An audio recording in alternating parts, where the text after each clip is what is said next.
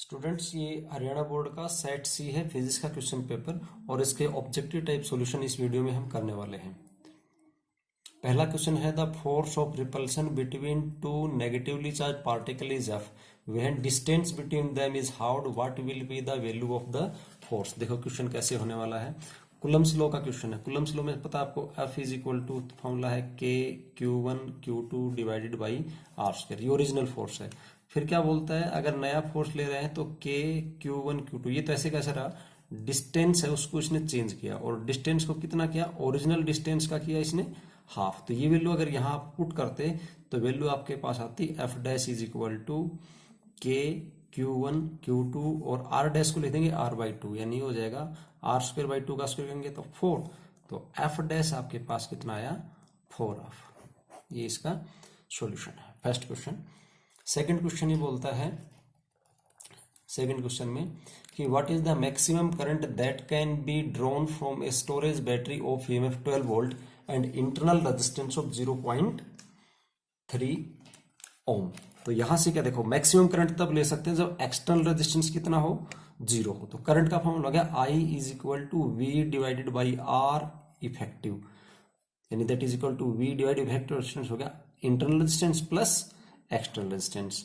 I is equal to V है 12 volt, internal resistance है 0.3, external था 0, तो ये आपके पास कितना आ जाएगा 40 एम्पियर। इसका आंसर था ये क्वेश्चन सेकंड पार्ट का आंसर था 40 ampere. Third, right SI unit of resistivity of a metal. तो मेटल की रेसिस्टिविटी की जो SI यूनिट होती है वो होती है ohm metre. Ohm metre is the SI unit of resistivity. Question number 4, how much power is dissipated in a purely inductive circuit. तो प्योर इंडक्टिव सर्किट का जो पावर कंजम्पशन होता है वो 0 होता है। इंडक्टिव सर्किट का भी होता है और कैपेसिटिव का भी 0 होता है। Question number 5, the bluest colour of the sky is due to which effect of the light. तो ब्लू कलर जो होता है वो स्कैटरिंग ऑफ द लाइट के कारण होता है, due to the scattering of light blue colour होता है। Question number 6, who discovered radio activity. Radio activity को किसने डिस्कवर किया, तो इसका आंसर होगा हेनरी बेकवरल। किसने किया, हेनरी बेकवरल ने।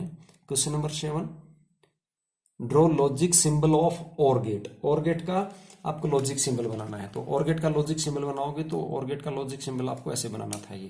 ये होता है OR गेट का लॉजिक सिंबल। A और B दो इनपुट हैं और Y इसका एक सिंगल आउटपुट होता है। This is the logic symbol of OR gate.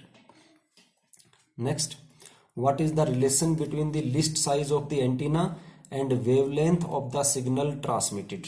तो इसका जो रिलेशन होता है, जो लेंथ ऑफ एंटीना होती है L, उसको आप लिख सकते हो λ/4 या फिर आप लिख सकते हो λ/2। λ/4 और λ/2 दोनों में से कोई भी लिखते तो ठीक था, क्योंकि दो प्रकार के एंटीना होते हैं, एक हर्ट्ज एंटीना होता है और एक मार्कोनी एंटीना होता है, तो उसके अकॉर्डिंग आपके दोनों आंसर ठीक होते हैं। Next question, what is the SI unit of magnetic field. तो मैग्नेटिक फील्ड का SI unit Tesla. Magnetic field का SI यूनिट क्या लिखते हैं आप, Tesla. Tesla is the SI unit of magnetic field. Question number 10, thin convex lens of focal length 10 centimetre is placed in contact with a concave lens. देखो एक convex lens है, ये convex lens है, इसकी पावर होगी plus की, concave lens की power किसकी होगी, माइनस की। कॉम्बिनेशन के अंदर रखे हैं तो कॉम्बिनेशन दोनों की पावर ऐड हो जाती है। फोकल लेंथ दोनों की क्या है, सेम, तो इसका जो कॉम्बिनेशन होगा प्लस और माइनस टोटल कितना आएगा, 0। तो कॉम्बिनेशन की पावर कितनी आएगी, 0। सी आंसर रहेगा, क्योंकि इसका प्लस है और इसका कितना है, माइनस, तो टोटल निकालोगे तो 0 हो जाएगा। Which spectral series of hydrogen atom lies in the ultraviolet region. तो अल्ट्रावायलेट रीजन में लाइमर, बाल्मर, पार्सन और ब्रैकेट सीरीज में से लाइमन सीरीज अल्ट्रावायलेट में होता है। नेक्स्ट,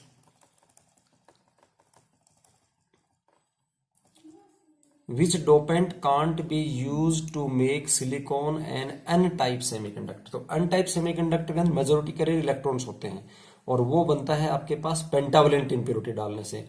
तो यहाँ से ये 3 ऑप्शन है, ये फास्फोरस हो गया, आर्सेनिक हो गया, एंटीमनी हो गया, ये जो है सारे के सारे ये तीनों के तीनों ऑप्शन पेंटावलेंट के हैं और ये बोरोन है, ये ट्राइवेलेंट है, तो इसका ऑप्शन कैन नॉट पूछ रहा है, कैन नॉट यानी किसको यूज करके अन टाइप नहीं बना सकते, तो बोरोन इसका आंसर था, यानी ए ऑप्शन आता है इसका। 12th, which of the following has the highest wavelength, highest wavelength इनमें से किसका होता है, gamma ray, X ray, ultraviolet and radio wave. तो इसको याद करने का एक निमोनिक्स है, और वो निमोनिक्स ये है रमी लेक्सजी। इसका निमोनिक्स हमने आपको बताया था, रमी